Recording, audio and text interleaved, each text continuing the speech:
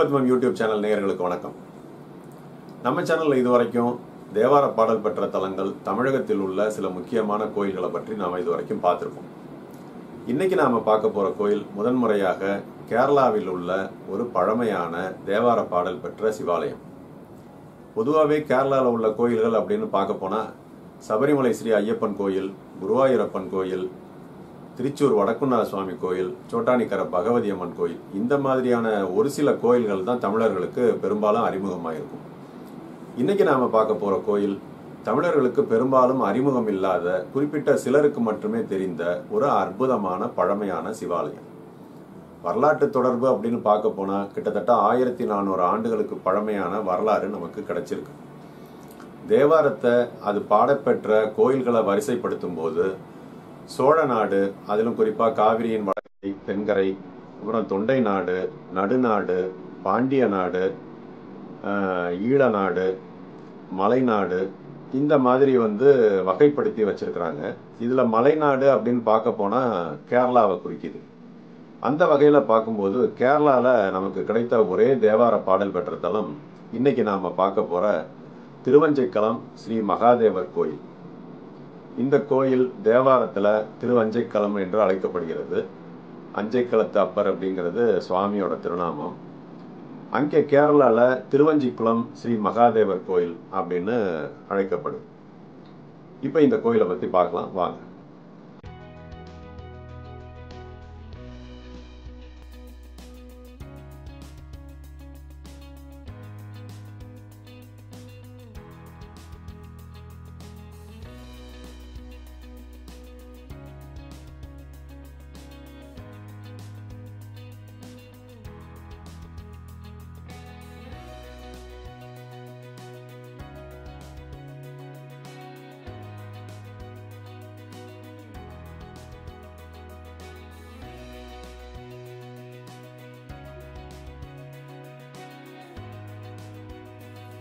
இந்த கோயிலுக்கு நம்ம போறதுக்கான வழி தமிழகத்திலிருந்து திருச்சூரை சென்றடைந்து திருச்சூர்ல இருந்து இரிஞாலக்கூடா அப்படிங்கிற இடத்துக்கு பேருந்து மூலமாக சென்று அங்கிருந்து கொடுங்கலூர் போய் கொடுங்கலூர்ல இறங்கிக்கிட்டு அங்கிருந்து டவுன் பஸ் மூலமா இந்த கோயிலுக்கு நம்ம போய் அடையலாம்.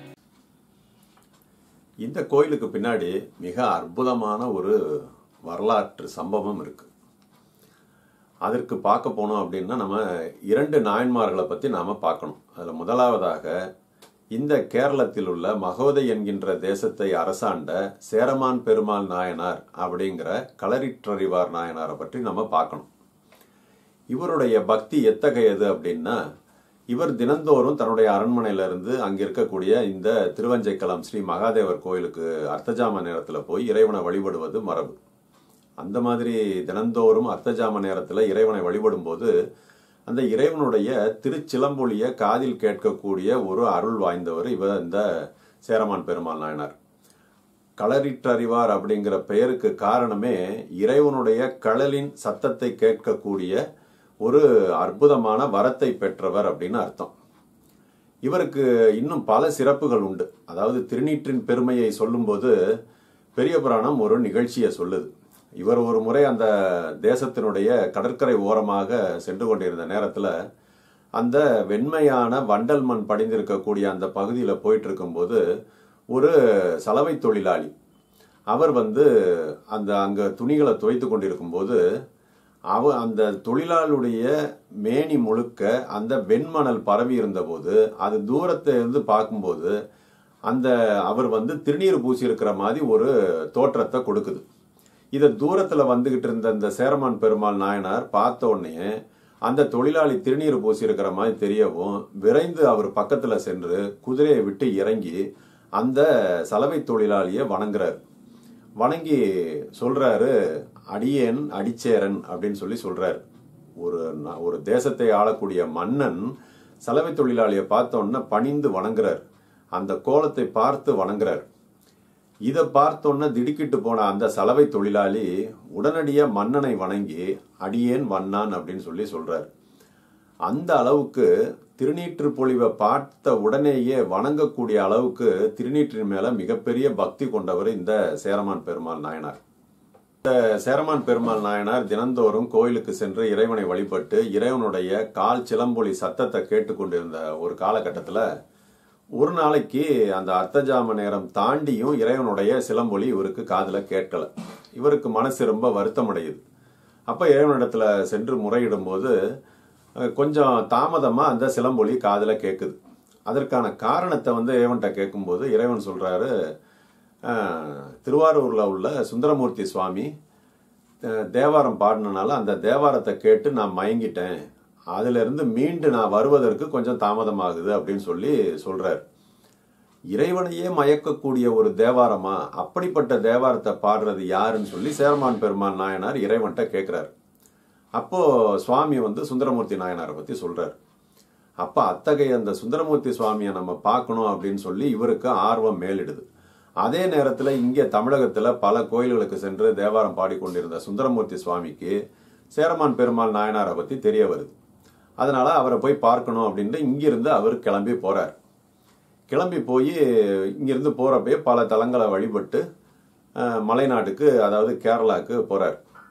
போன உடனேயே மிகப்பெரிய வரவேற்பு கொடுத்து தன்னுடைய அரண்மனைக்கு சுந்தரமூர்த்தி சுவாமியை அழைச்சிட்டு போறாரு சேரமான் பெருமாள் நாயனார். அங்க சிறிது காலம் தங்கியிருந்து இருவருமாக சென்று திருவஞ்சைக்குளம் கோயிலில் உள்ள இறைவனை தினந்தோறும் வழிபாடு செய்ததாக பெரிய புராணம் சொல்லுது. இப்படி போயிட்டு இருந்த காலத்துல சுந்தரமூர்த்தி சுவாமிக்கு தன்னுடைய இந்த பூவுலகில் தான் வந்ததற்கான காரணம் நிறைவு பெற்றதை ஒட்டி இனி நாம கைலாயத்துக்கு போகணும் அப்படின்னு சொல்லி ஒரு எண்ணம் வருது. திருக்கைலாயம் சென்று இறைவன் திருவடியின் கீழே இருக்கணும் அப்படின்னு சொல்லி ஒரு எண்ணம் வருது. அதை இறைவன் கிட்ட விண்ணப்பமா வைக்கிறார். திருவஞ்சைக்களத்துல இறைவன்கிட்ட விண்ணப்பமா வைக்கிறார். இறைவனும் சுந்தரமூர்த்தி சுவாமியோட விண்ணப்பத்தை கேட்டு ஒரு மிகப்பெரிய வெள்ளை யானையை அனுப்புறார். அந்த வெள்ளை யானை இந்த கோயில் இறங்கியதற்கான அந்த மேடை இன்னும் அந்த கோயில்ல இருக்கு. அந்த வெள்ளை யானை இந்த கோயில்ல இறங்கின உடனேயே இந்த திருவஞ்சைக்களத்து சுவாமி கிட்ட இருந்து ஒரு தேவாரம் பாடிட்டு அந்த வெள்ளை யானையில ஏறி சுந்தரமூர்த்தி சுவாமி திருக்கைலாயம் புறப்பட்டு போயிடுறார். குறுகிய காலமே ஏற்பட்ட நட்பு அப்படின்னாலும் சுந்தரமூர்த்தி சுவாமியை பிரிஞ்சு தன்னால இருக்க முடியாது அப்படிங்கறதால சேரமான் பெருமாள் நாயனார் தன்னுடைய குதிரைய கொண்டு அந்த குதிரையினுடைய காதுல திருவைந்தெழுத்து ஓதி அந்த குதிரையில ஏறி அவரும் சுந்தரமூர்த்தி சுவாமிக்கு பின்னாடியே திருக்கைலாயம் போறார். இப்படியாக பெரிய புராணம் நமக்கு இருவருக்குமான நட்பை காட்டுது. அப்பேற்பட்ட அற்புதமான இருவருக்குமான நட்பை வெளிப்படுத்திய ஒரு அற்புதமான கோயில். இன்னைக்கும் பாத்தீங்கன்னா அந்த கோயில்ல சுந்தரமூர்த்தி சுவாமி ஏறி சென்ற வெள்ளானை நின்ற மேடையும் சேரமான் பெருமாள் நாயனார் ஏறி சென்ற குதிரை நின்ற மேடையும் கோயிலுக்கு சற்று முன்பாக இருக்கக்கூடிய இடத்துல நம்ம பார்க்கலாம். இந்த கோயில் எப்போ நமக்கு தமிழகத்தை பொறுத்த வரைக்கும் என்ன வருஷத்துல எந்த நாள் சிறப்பு அப்படின்னா, சுந்தரமூர்த்தி சுவாமி திருக்கைலாயம் சென்றடைந்த ஆடி சுவாதி அன்னைக்குதான் இங்க ரொம்ப விசேஷமா உற்சவம் கொண்டாடப்படுது. கோவை மாவட்டத்துல சேக்கிழார் திருக்கூட்டம் அப்படிங்கிற அமைப்பு வருடா வருடம் இந்த விழாவை ரொம்ப சிறப்பா எடுத்து செய்யறாங்க. கொடுங்கலூர்ல சுந்தரமூர்த்தி சுவாமிக்கும் சேரமான் பெருமாள் நாயனாருக்கும் அபிஷேகம் உட்பட்ட எல்லா உற்சவங்களும் நடத்தி இங்கிருந்து புறப்பாடு ஆகி அந்த திருவஞ்சைக்களம் கோயிலுக்கு போய் அங்க சிறப்பு பூஜை நடைபெறுகிறது.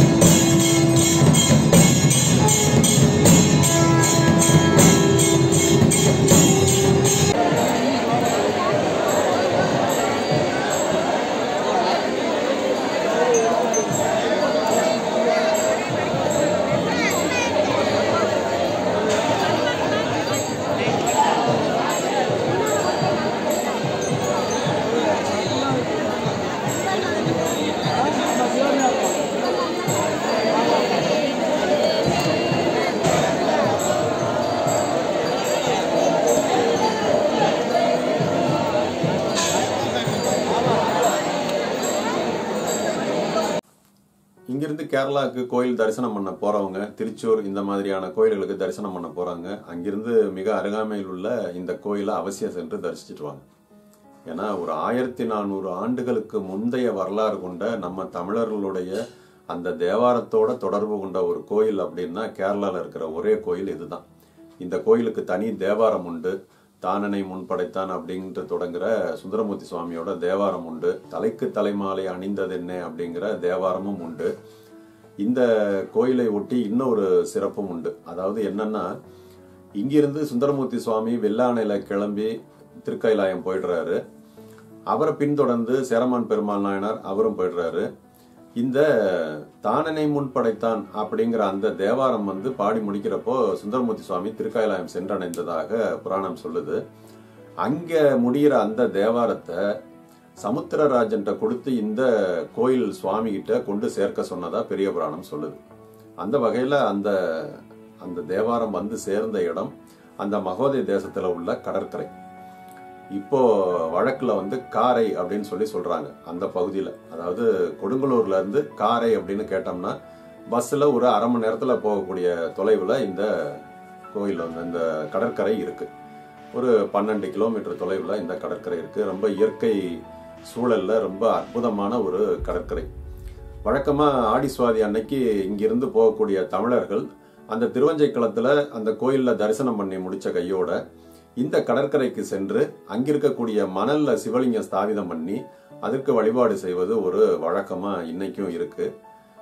இந்த வழிபாடு, அதாவது அந்த தேவாரம் இங்கு கிடைத்ததாக இருக்கக்கூடிய நிகழ்வை ஞாபகப்படுத்தக்கூடிய வகையில இன்றைக்கும் தமிழர்கள் இந்த கோயிலை தரிசனம் பண்ணிட்டு இந்த கடற்கரைக்கு சிவலிங்க ஸ்தாபிதம் பண்ணி வழிபாடு செய்யக்கூடிய ஒரு நிகழ்வு இன்றைக்கும் நடக்குது.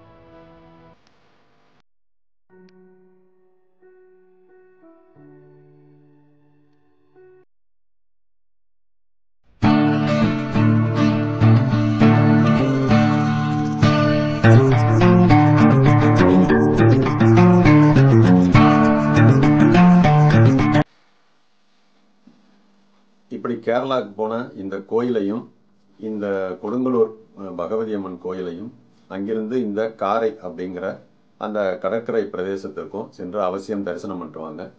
இது மாதிரியான இன்னொரு அற்புதமான கோயிலோட அடுத்த வீடியோவில் உங்களை சந்திக்கிறோம். நன்றி, வணக்கம்.